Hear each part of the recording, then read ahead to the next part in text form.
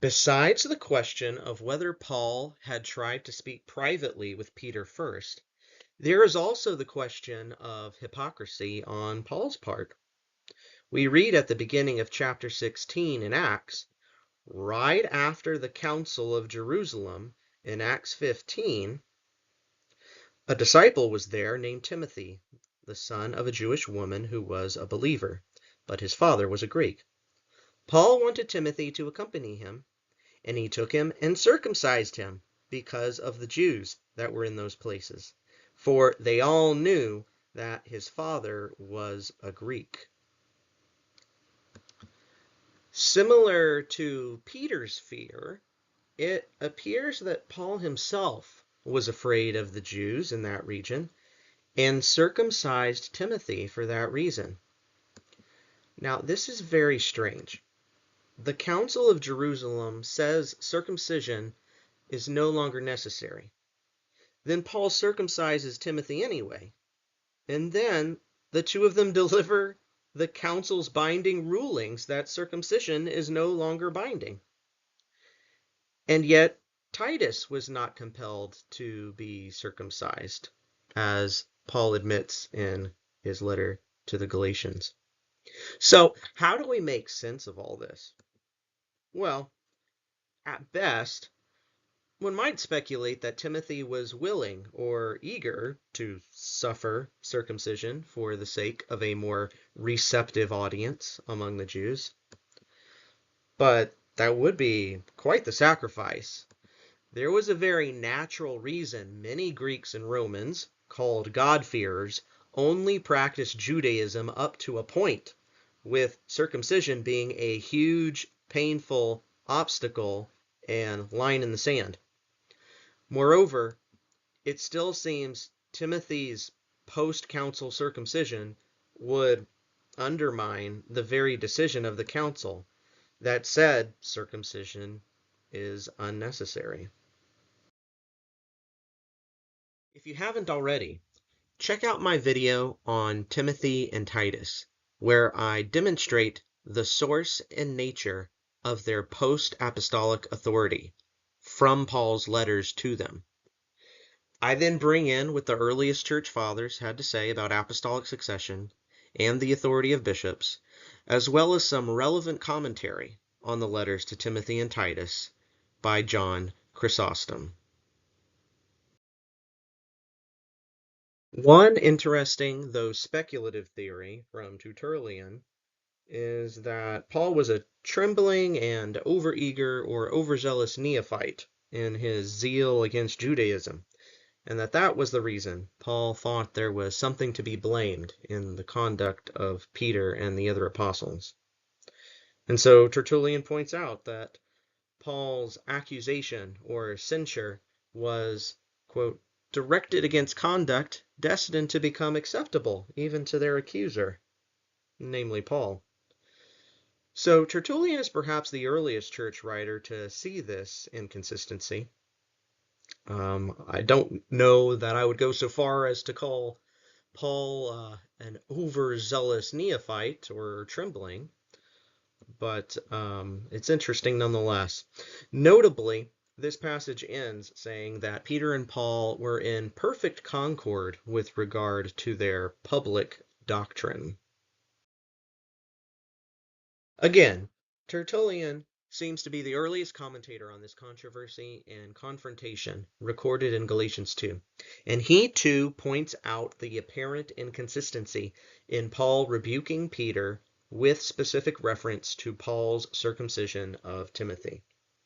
Tertullian defends Peter by pointing out that Paul himself says that he made himself all things to all men, making himself a Jew to the Jews. Tertullian goes on to say something quite interesting, saying, "Therefore, it was according to times and persons and causes that they used to censure certain practices, which they would not hesitate themselves to pursue, in like conformity to times and persons and causes." Just, for example, as if Peter too had censured Paul because, while forbidding circumcision, he actually circumcised Timothy himself. What is Tertullian saying here? Apparently, he was saying that the apostles would approve or condemn certain practices, including concessions to the old law, depending upon the specific circumstances or situation, rather than as a matter of principle. He ends this passage saying, we should ignore those who try to sit in judgment over the apostles. Origen also seems to see inconsistency or hypocrisy, or at least awkwardness, in criticizing Peter and those who, quote, withdrew and separated themselves from the heathen, when even Paul himself became a Jew to the Jews that he might gain the Jews. Origen points out that the Acts of the Apostles tells us Paul brought a Jewish offering to the altar to try to satisfy the Jews that he was no apostate from their law. This inconsistency, or apparent inconsistency in Paul, was noticed and pointed out by Jerome too. Jerome says, O Paul, why are you, notwithstanding your own doctrine, compelled to circumcise Timothy, the son of a Gentile, nay, more a Gentile himself? If then you forgive yourself the circumcision of a disciple coming from the Gentiles, forgive Peter also, who has precedence above you, his doing some things of the same kind through fear of the believing Jews. Again, it raises the question of hypocrisy on Paul's part, or whether something else is going on. And to save face for Paul, Jerome believes that something else is going on, as we've already gotten hints of, and we'll hear more of later. But again, if we are going to make excuses for Paul on the basis of evangelization and prudence, then why shouldn't or why couldn't we do the same for Peter? Again, we never hear Peter's side of the story or any context he might provide that might be relevant and significant to evaluating Peter's actions or inactions, and thus whether Paul's rebuke was fully justified. Was Peter's avoidance of the Gentile Christians in Antioch meant to be temporary? Was there something of a moral nature about the known beliefs and practices of those particular Gentile Christians that Peter knew would have scandalized Jewish believers?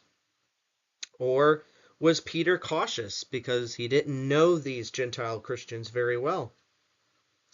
Where the confrontation fits into the chronology of other events is uncertain, which also complicates the interpretation. But we do know both Peter and Paul spent significant time at Antioch at one point. My point is that even though the letter to Galatians is inspired scripture, I think it is at least still possible that Paul was mistaken, not as a matter of teaching or principle, but as a matter of fact or prudence, perhaps.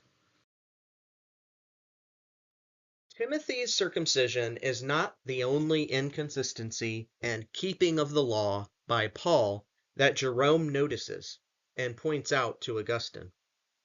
If you read Acts chapter 21, verses 17 through 26, well after the Council of Jerusalem, we read about Paul shaving his head, walking barefoot, offering sacrifices at the temple, along with other Christian men.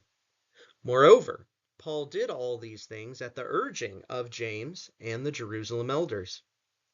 Again, the reason for all this was apparently to avoid giving offense to the Jews, though it doesn't even work if one reads on in the same chapter, where the Jews get Paul arrested.